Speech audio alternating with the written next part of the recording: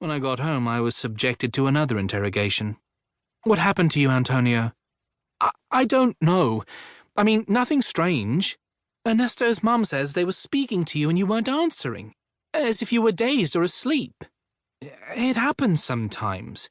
"What do you mean it happens?" I made an effort to describe the thing that occasionally happened to me, and which appeared in a more aggressive form that afternoon. The feeling that someone was playing a drum in my chest. My breathing so heavy as to convince me that if I got distracted, if I stopped thinking about breathing, I would choke to death. The most ordinary sounds transformed into a tangled din. And on top of that, there was another thing that happened to me with some frequency.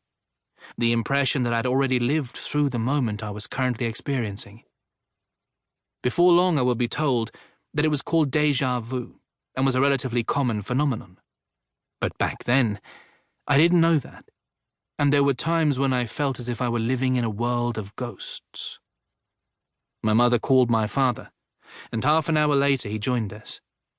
This made me think the problem was quite serious, and that perhaps I'd underestimated my symptoms. My parents had separated when I was 9, and since then Dad had come to Mom's apartment, which had previously also been his apartment, only a very few times, and never in the evening. Whenever I went to his place, he'd come to pick me up. I'd go downstairs, get in his car, and we'd leave. He asked me the same questions, and I think I gave him the same answers, after which they called Dr. Placidi, our family doctor. He was an elderly, friendly gentleman with a big white moustache, broken capillaries in his nose, and a sickly sweet smell on his breath that I was only able to identify many years later. I don't know if my parents were aware that our faithful doctor wasn't exactly a teetotaler. He came to our apartment and examined me, but mainly asked me lots of questions. Did I have convulsions? He explained what they were, and I said no, I'd never had them. Did I have colourful hallucinations or moments of total darkness? No, not those either. All I had were these periods of sensory overload, during which I remained conscious and was still able to orient myself, although with difficulty. That afternoon at Ernesto's, everything had been more intense. Still, basically, it didn't seem too different from when I became distracted at school, stopped listening to what the teachers were saying and started fantasizing. "Do you ever get distracted at school?" the doctor said. "Sometimes. As if you don't hear what the teachers are saying to you." I glanced at my mother and father. I wasn't sure I should share that kind of information with them, but then I decided it was important to cooperate with the doctor and nodded. He smiled in approval, as if I'd given the correct answer. The smell of his breath was a little stronger than usual. He made me do strange exercises. I had to balance on one leg, close my eyes, and touch the tip of my nose, first with my right index finger, then with my left index finger. Take hold of one of his thumbs and squeeze it hard. "Nothing to worry about," he said at last, addressing my father. "It's a normal neurovegetative disorder. It happens to children, especially the more sensitive ones. When he's in his teens, these phenomena will disappear." Then he turned to me and added, "Your brain is electrically overactive.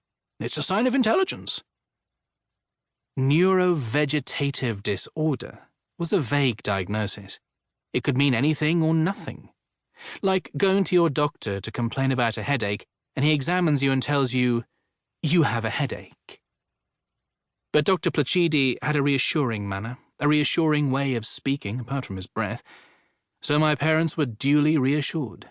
Life resumed its regular course. What happened that afternoon was quickly forgotten. 2. The years passed, fairly normally. Despite the somewhat approximate diagnosis, the doctor's prediction was turning out to be accurate. Now it only happened once a month, and the sensations were increasingly tenuous and indefinite. The only worrying thing was the déjà vu, with its aura of a vaguely supernatural phenomenon. Basically, it was a thing of moments, and I was about to file it all away.